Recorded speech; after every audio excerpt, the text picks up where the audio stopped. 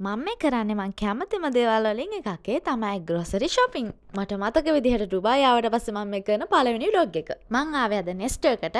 ඒක ටිකක් ගෙවල් ගාවට ළඟයි. ඔක්කොටම කලින් කෑම කාලම වැඩ පටන් ගත්තා. මං හරි ආසයි නෙස්ට් එකේ තියෙන මේ කෑම වලට. ඒවා හරිම රසයි. එතනට ගියොත් අනිවාර්යයෙන් මම මුකුත් නොකා නම් එන්නේ නැහැ. අතුරුපසට ගත්තේ මෙන්න මේ දෙක. කොහොමද කොමඩු ගෙඩිය සයිස් එක වැඩ වගේ මම මේක ගන්න හැදුවට මේක කිලෝ 10ක් විතර බරයි. මේ අලුත් අවුරුද්දේ මම ඩයට් එක පටන් ගන්න ඕනේ කියලා ඩයට් එකට හරියන බඩු ටිකක් ගන්න තමයි මම වැඩිපුරම අවධානය දුන්නේ.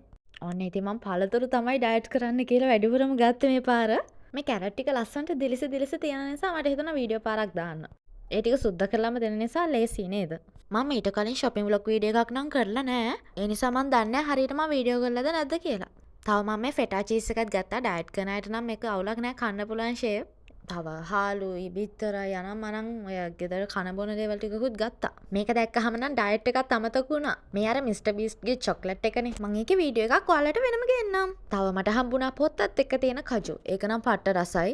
ඔන්න ඉතින් මන් දන්න විදිහට පුළුවන් විදිහට හොඳ තක්කාය ටිකකුත් තෝරගත්තා. මට මේකේ හැමදේම හරි විදිහට වීඩියෝ කරගන්න බැරි වුණා. ඊළඟ shopping vlog එකේදී මං හරියට ගේන්න. කාලයක් තිස්සේ හොය හිටපු ඇපල් සයිඩර් විනිගර් එකකුත් හම්බුණා. ඔන්න ඒක මම මට ලංකාවේ බඩු තියෙන සෙක්ෂන් එකකුත් හම්බුණා. මෙහි හැම සුපර් මාකට් එකකම වගේ ගොඩක් වෙලාවට ලංකාවේ බඩු තියෙන සෙක්ෂන් එකකුත් තියෙනවා. එහෙනම් ඉතින් මගේ shopping vlog එක මෙතනින් ඉවරයි. මොකද මගේ ෆෝන් එක ඔෆ් වුණා ළමයි. බයි. ආයි දවසක ඉක්මනට එන්නම්.